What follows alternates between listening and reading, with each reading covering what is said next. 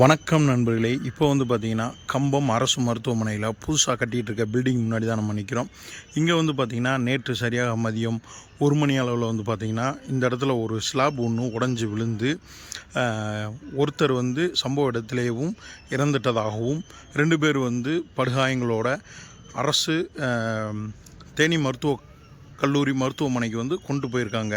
அவங்களுக்கு தீவிர சிகிச்சை அளிக்கப்பட்டு வருது அப்படின்ற மாதிரி நிறைய நியூஸஸ்லாம் வந்துச்சு. அதுபடி நம்ம இங்கே என்னென்னு பார்க்கலான்னு பார்க்கும்போது கண்டிப்பாக அந்த சம்பவம் நடந்திருக்கு. இது பார்த்திங்கன்னா அங்கே மேலே இப்போ நம்ம பார்த்துட்ருக்கோம்ல, அந்த ஜன்னலுக்கு கீழே இருக்கிற ஸ்லாப் தான் உடஞ்சி விழுந்திருக்கு. அந்த உடஞ்சி விழுந்தது கீழேருந்து பார்க்கும்போதே இந்த போர்ட்டிகோவுக்கு கீழே நல்லா தெரியுது. கரெக்டாக பார்த்திங்கன்னா கரெக்டாக என் கை இருக்குது பார்த்திங்களா, இதுக்கு நேராக அந்த இடத்துல பார்த்திங்கன்னா கீழே ரொம்ப இதாகி அப்படியே தொங்குது.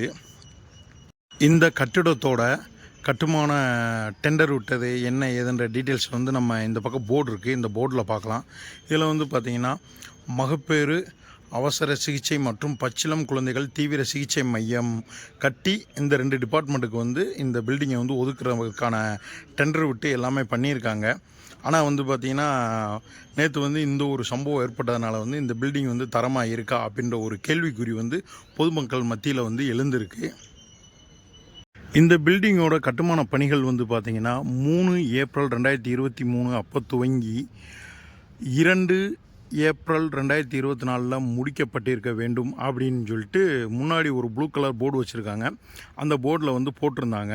ஆனால் பார்த்திங்கன்னா கிட்டத்தட்ட அந்த காலம் முடிந்து கிட்டத்தட்ட 3 மாதத்துக்கு மேலே ஆகுது. இன்னுமே பணிகள் நிறைவடையலை.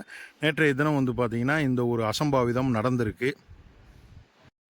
எனக்கு தெரிந்த வரையில் தேனி மாவட்டத்திலே அரசு மருத்துவக் கல்லூரி மருத்துவமனைக்கு அடுத்தபடியாக பார்த்திங்கன்னா நம்மளுடைய கம்பம் அரசு மருத்துவமனைக்கு தான் நிறைய பொதுமக்கள் சிகிச்சை பெற்றுட்டு போகிறாங்க. அதாவது பார்த்திங்கன்னா இந்த பக்கம் பார்த்திங்கன்னா சின்னம்னூர் வரைக்கும், கம்பத்துலேருந்து சின்னம்னூர் சுற்றளவுலையும், பிறகு பார்த்திங்கன்னா குமிளி அதுக்கப்புறம் பார்த்திங்கன்னா கேரளாவில் வண்டி பெரியாறு குட்டிக்கானம் வரையிலும், இந்த பக்கம் பார்த்திங்கன்னா புளியமலை, ஆமையாறு, கட்டப்பனை, நெடுங்கண்டம் போன்ற பகுதிகளிலிருந்து பல்வேறு பகுதிகளிலிருந்து நம்ம மருத்துவமனைக்கு சிகிச்சை பெறுவதற்காண்டி நிறைய பேர் வர்றாங்க. அப்படி அதிகமாக மக்கள் வரக்கூடிய இந்த மருத்துவமனை கட்டடத்தில் இந்த மாதிரி புதுசாக கட்டியிருக்க கட்டடத்தில் இப்படி ஒரு இது நடந்ததுன்றது நிறைய பேர்த்துக்கு மனசில் அச்சத்தை உருவாக்கியிருக்கு.